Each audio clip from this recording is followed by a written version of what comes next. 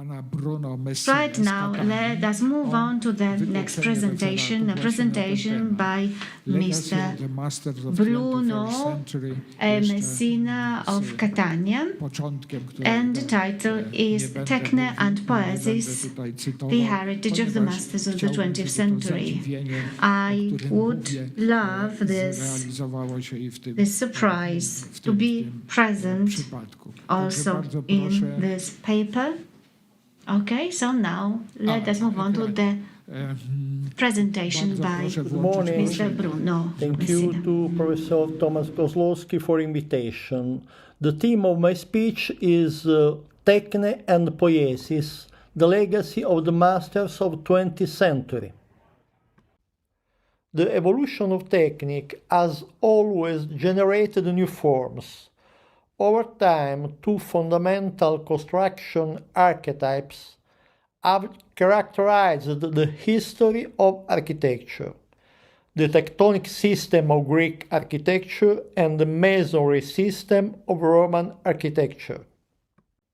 Both the Roman masonry system and the Greek tectonic system have represented a fundamental reference for the masters of 20th century. Some, like Laws and Kahn, have experimented with new spaces with a masonry character. Others, like Mies and Le Corbusier, with new expressive forms of the tectonic structural archetype. For Mies, the new possibilities allow an articulation of space according to the needs of contemporary life. Taking possession of the technical world through architecture, the eruption of the world of technology into our lives, and the translation of the changed technical situation into space. The project for a concrete country house of 1923 has a box-like structure, free inside, which he describes as follows. This construction system is covered by a thin skin of reinforced concrete. I cut openings in the walls where I needed them for views and lighting. The research on space through the exploration of different techniques and materials continues in the project for a brick country house, in which he adopts an ancient construction technique but in an innovative way. The walls, lacking continuity, appear as fragments, and the constant thickness seems to want to cancel any difference between interior and exterior. In Mies' work in general, it's possible to identify two antithetical systems: a block wall system and a tectonic type with an open pavilion. The houses Werner, Urbich, Wolf and Lange Esters are clear examples of a block masonry composition. The Farnsworth house, the Cane and the 50-foot by 50-foot of 1950 are prototypes of frame structure pavilions that gives a modern forms to the idea of the Semperian hut. In the Tugendhat house, the two structural systems coexist. The tectonic inversion is singular. The base part is empty and transparent. The upper part is full and opaque. The coexistence of these two different structural and spatial systems also characterizes, in different forms, the research patient of Le Corbusier. In his work, as Colliero claims, there is a constant reference to two archetypes: the megaron space, the Maison Citroën, a continuous masonry structure, and the sandwich space, the Villa Savoie, a tectonic system with a free plan defined by the compression of the floors. Le Corbusier uses ever-changing techniques and materials, from reinforced concrete to steel, from stone or brick walls to wood and rammed earth,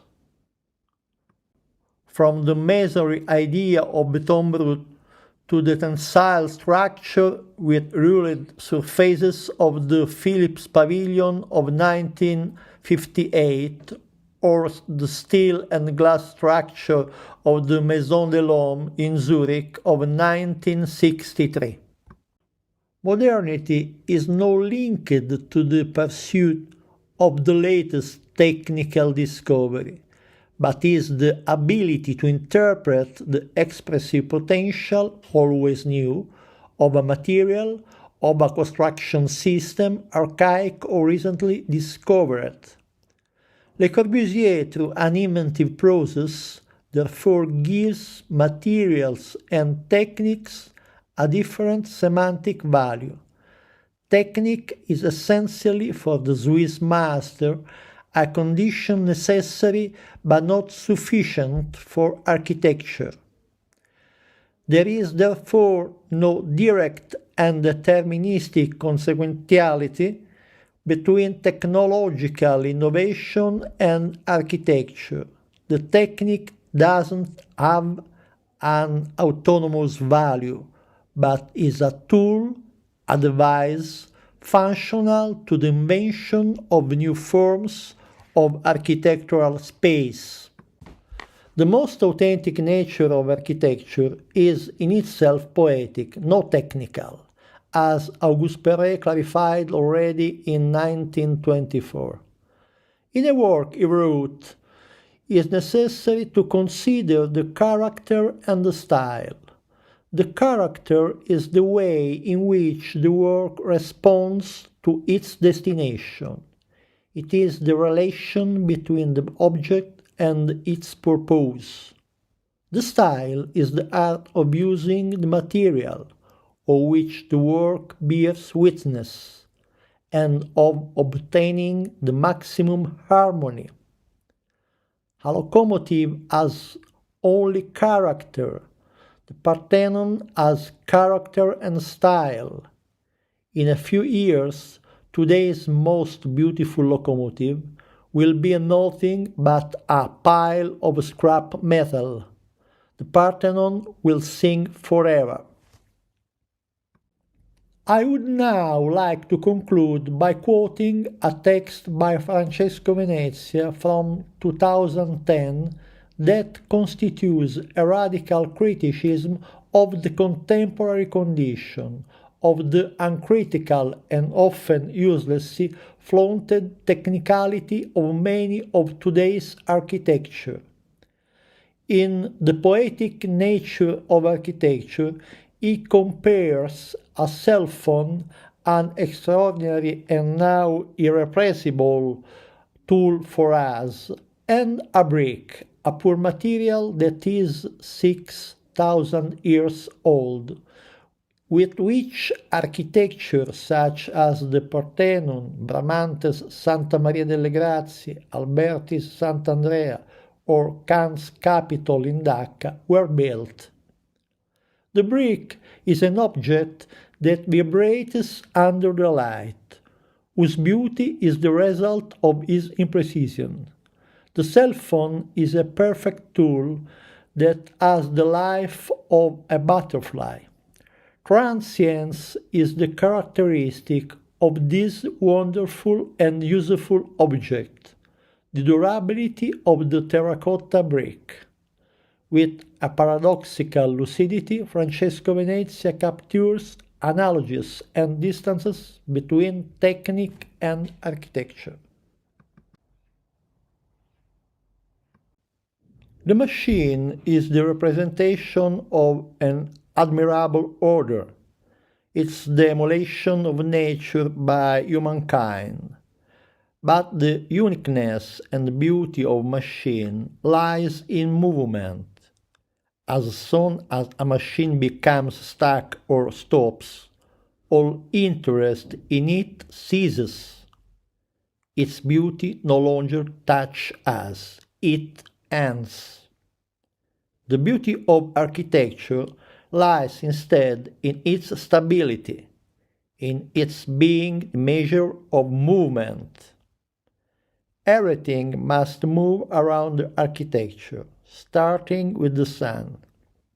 Architecture continues to live beautifully in a pre-Copernican conception. The relationship between immovability and change is manifested when perceiving the passage of time on a building, the shadow, the moisture, the phenomena that reveal the effects of weather. Recently, there has been renewed interest in Leonardo. He is an architect and in design buildings completely omitted the extraordinary experience he had accrued in the world of machinery. He was not tempted, like the avant-garde constructivist, by that repertoire of forms.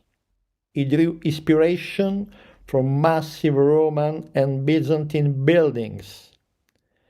There is one thing, however, that two Leonardos have in common: the predilection for precision, and it is the predilection for precision that is common to the two fields of action, but there is no transfer of form from one to the other. We passed from the infatuation with the heavy machinery to infatuation with the world of software. Today, architects seek desperately to reproduce something that evokes the mutation of the images that take form on the computer screen. If precision is therefore the foundation of both technique and architecture, their natures are different. That of architecture is poetic in that it's linked to the becoming of nature. That of technique is instrumental. A very current theme that concerns more generally the relationship between man and science, and concerns the future and the very survival of man. Today, the most attentive scientists warn us about the misunderstandings that can derive from the widespread confusion between the poetic intelligence of man and the algorithmic intelligence of the machine.